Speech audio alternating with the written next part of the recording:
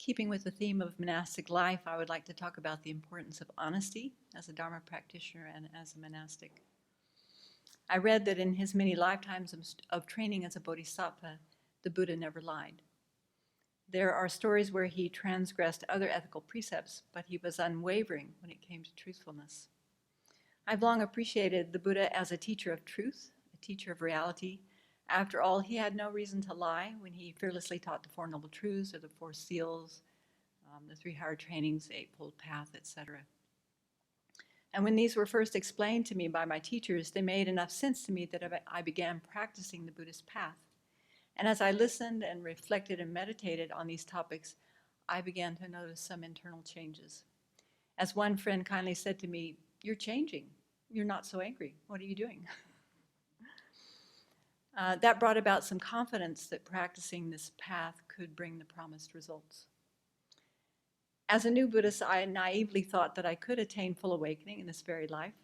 And like others over the years, the more I learned and practiced, the more I realized just how vast and profound the path is and how challenging it is to honestly apply these teachings fully in every moment. Here I'm not just talking about the honesty of refraining from telling lies to others, but rather the kind of self-honesty that's necessary to really transform the mind. Transforming the mind begins with being honest about what we're thinking and feeling in any given moment. It takes courage to admit when my thoughts are afflicted or that my behavior isn't matching my values or my image of myself. It's tantamount to saying I'm wrong, and I don't like to do that. Sometimes that's really difficult and painful to admit. But when I can openly admit my mistakes, like when the self-centered thought is making a much bigger deal about something than it needs to, or admitting that I'm exaggerating the negative aspects of a person or a situation due to anger, then I'm happy that I'm decreasing the negative, harmful aspects of my mind and increasing the positive, beneficial aspects. I think at every stage of the path, we need to be brutally honest with ourselves about which afflictions are consistently arising in our thoughts and our interactions with others. But this honest assessment and confrontation with ourselves and our mental habits, without that, spiritual progress will be very slow or could even go off track. In my own experience, even though I'm very happy that I had a chance to study Buddhist philosophy for many years, I knew I wasn't addressing the afflictions in my mind to the degree that I aspired. And while some afflictions seemed to be getting weaker, I knew that others were being reinforced. So here at the Abbey, I can't get away with such behavior without it being pointed out, and I appreciate that. Being honest with ourselves is an essential prerequisite for our commitment to the Buddhist path, although a difficult one. It takes a lot of sincerity and courage to admit when we're out of line with integrity, when our ideals and our behavior don't match up. So this happens on a daily basis when we have to be honest in our daily purification practice. We have to be honest with our teachers and those who are trying to help us. Otherwise, it's like going to the doctor just to say, "Hello, I'm fine, nothing wrong with me."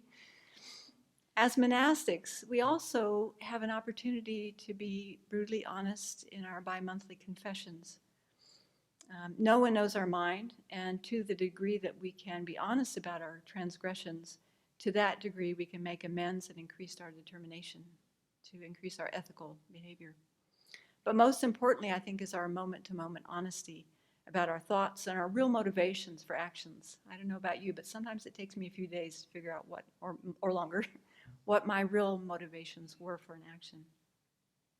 So why is self-honesty and self-assessment so difficult for us? I think one reason is because with ourselves, we have to investigate ourselves using our own mind. We're using our own mind, which usually looks out on the world, to critically investigate itself. So we look directly at our own mind and begin to ask questions like, why do I get so angry when I'm criticized? Why is this opinion so hard to let go of? What button has just been pushed? What does it remind me of? Who would I be if I let go of this identity? And who's doing this analysis anyway?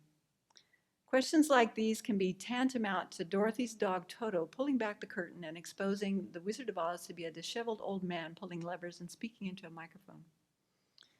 When I'm really being honest with myself, really doing the work, I can often feel exposed, revealed, embarrassed, naked. Sometimes it feels like being skinned alive. Have you felt that too? In other words, this kind of inquiry brings us right up against our own personal identity, or identities, I should say, and all that keeps our identities intact. It starts pulling the rug out from underneath us. Even the most stable sense of self gets challenged. Another reason I think it's difficult to be honest with ourselves is that innate self-grasping ignorance has been in our minds since beginningless time, and it has its own clear agenda.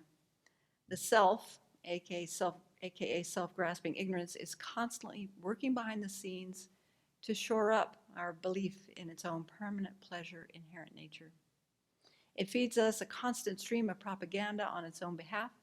It does a lot of denying, covering up, and reinterpreting of experiences so that we come out looking good, and so that self-grasping remains in control. Self-grasping and its friends, self-centered attitude are not going to leave without a good fight. Dharma practice challenges these identities, who we think we are, the specialness, the uniqueness, the self-importance that we've reaffirmed to ourselves over and over and over again. Normally, we happily cling to these images, but our Dharma practice encourages us to investigate what's really going on and to actively undermine such conceptual thinking. But to protect its tenuous status, our self, aka self-grasping ignorance, has at least 84,000 tricks which it uses to keep us from the liberating truth. It says, pay no attention to the man behind the curtain.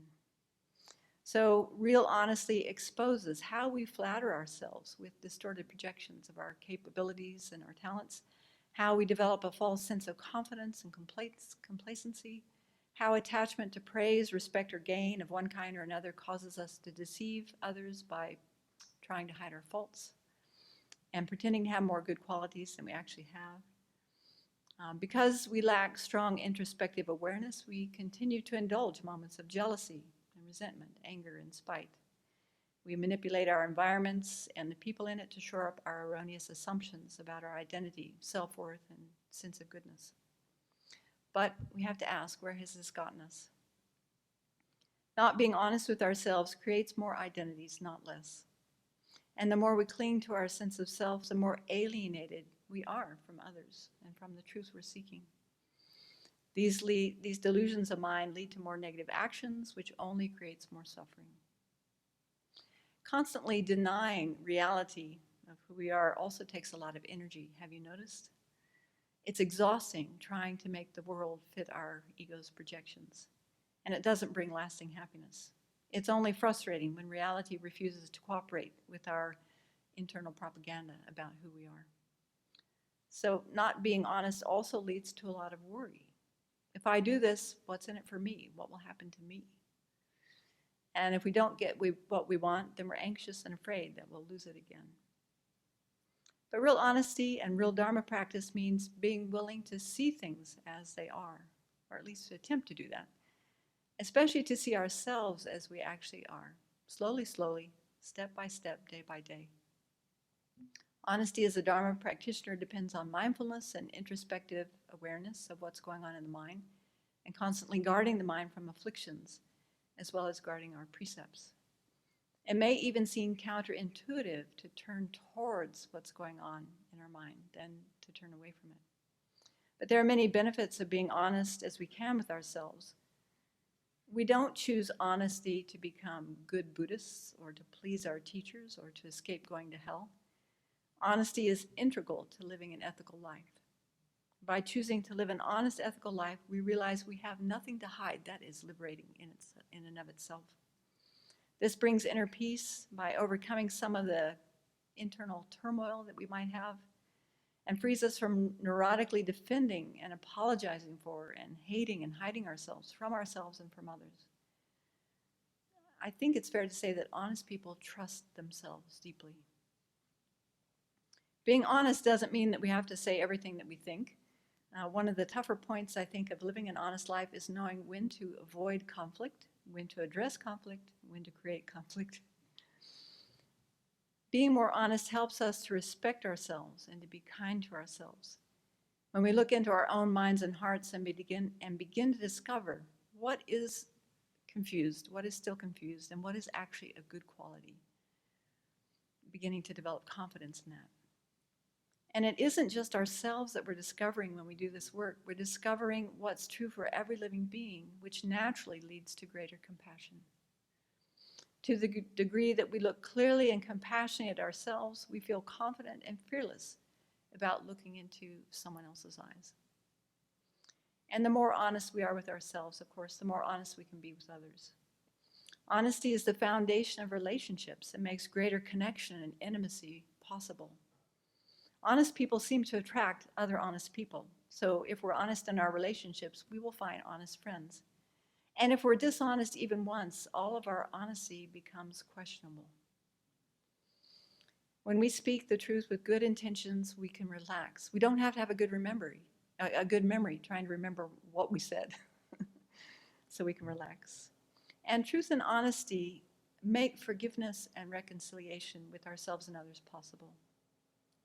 So honesty is required to grow ourselves up. As long as we don't want to be honest and kind with ourselves, we're always going to be rather childish. But when we can begin to just accept ourselves, it's like this heavy burden of self-importance begins to lighten up. And then it's easier to laugh at ourselves. Still working on that one.